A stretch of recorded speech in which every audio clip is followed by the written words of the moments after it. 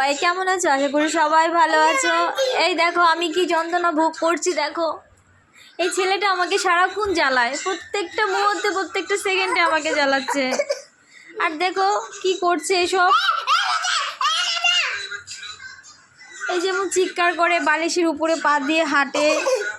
ও লাগছে, আমার পায়ে লাগছে, পায়ে লাগছে, আয়ন পায়ে লাগছে। ওইদিক যাও।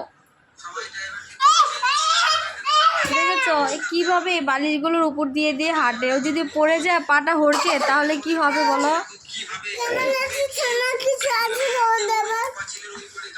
দেখো বুড়ি সেজেছে। ওদিকে যাও, ওদিকে যাও, ওদিকে যেও। দেখো হ্যাঁ হ্যাঁ, ঠাকুর আমাকে রক্ষা করবে, আমাকে আশীর্বাদ দিয়ে গেল। কি অবস্থা বলো, এরকম করে আমাকে সারাক্ষণ জ্বালায়।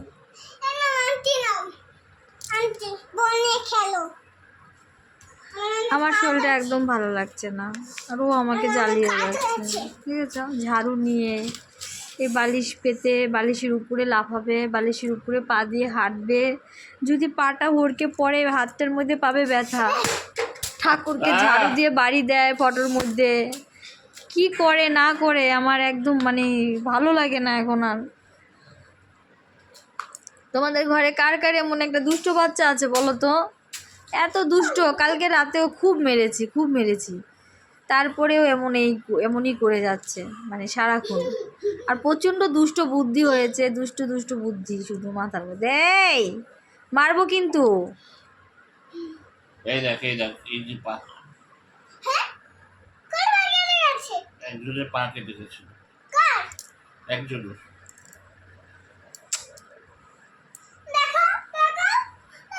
অশান্তি করে, প্রচণ্ড অশান্তি করে।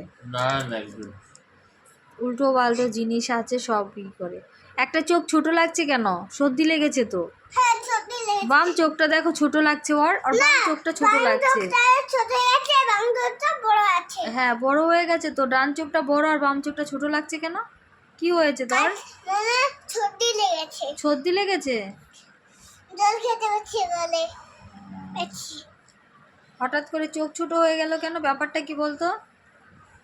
হ্যাঁ, আর বদমাইশি বুদ্ধি। বালিশ নে, বালিশ পার, তোর বালিশ। আরে ঘুম আসতে হবে তো, 5টা বাজে।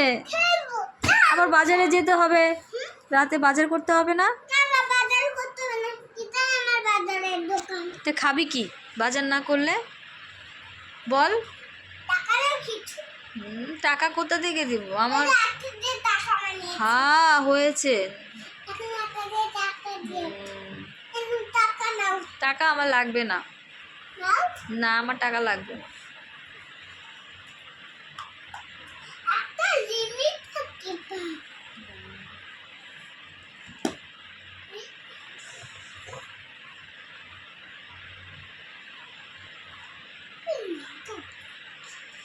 ঠিক আছে বন্ধুরা, সবাই ভালো থেকো, সুস্থ থেকো। যার যার বাড়িতে ছোটো বাচ্চা আছে খেয়াল রেখো। দেখো আমার বাচ্চাটার আজকে কি অবস্থা, এত খেয়াল রাখার পরেও আমার বাচ্চাটার হাতটার মধ্যে এরকম হয়েছে। কি বলবো, কিছু ভালো লাগে না। সবাই খুব ভালো থেকো।